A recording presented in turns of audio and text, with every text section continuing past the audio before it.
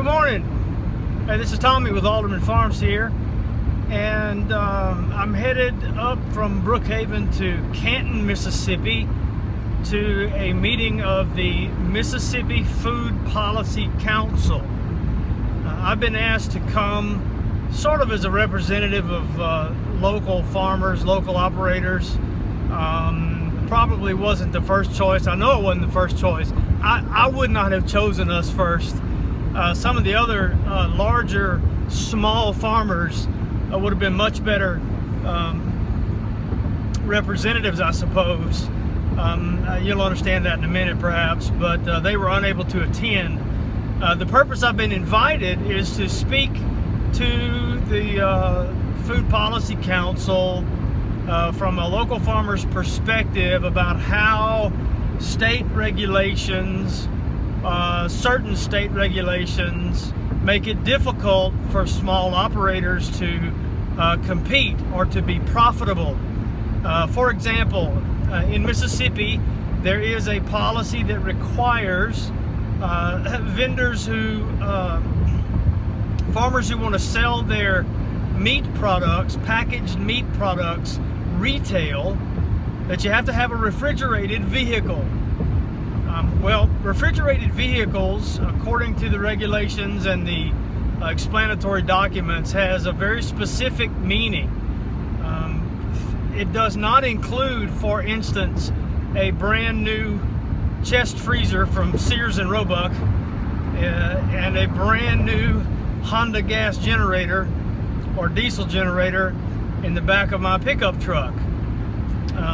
It has a very specific meaning. It has to be self-contained.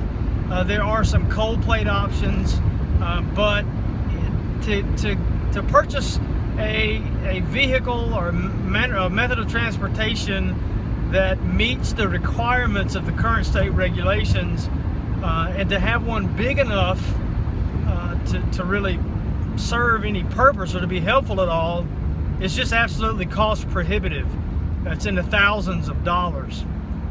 And so part of my job representing small farmers today is to reaffirm that we are not against regulation. We understand the need for a certain amount of regulation. Of course, you know, it does have to be balanced against the fact that people ought to be trusted to have good enough sense not to buy bad meat.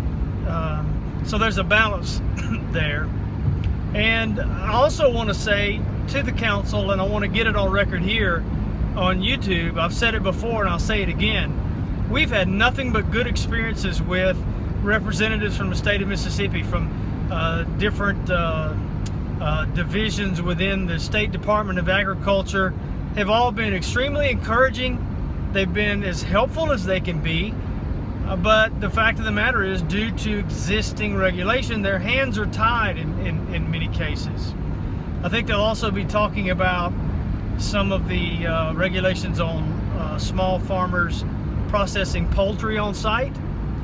We do a little of that, but we don't do enough to be affected, to be limited by the current statutes / regulations. It only really comes into effect when you slaughter over a certain amount of birds a year on your property, and we will likely never get to that size.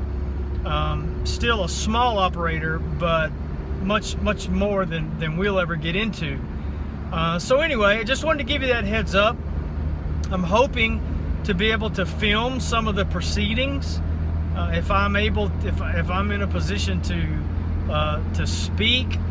If it makes sense technically, video-wise, in other words, if I'm going to be able to capture audio even ambiently from any questions that might be asked. I don't want it to just be one-sided. I don't know, I may change my mind about that, but I'll see. I'm not making any promises, but I may very well be able to capture video of the presentation, and if so, it'll be on YouTube in a bit. So sorry about that, camera cut out and I couldn't fool with it until I got to my destination. But anyway, the Mississippi Food Policy Council does great work for sustainable agriculture in Mississippi. We appreciate everything they do, and if I'm able to get some video, I'll put it up on YouTube later. In any event, we'll talk again soon.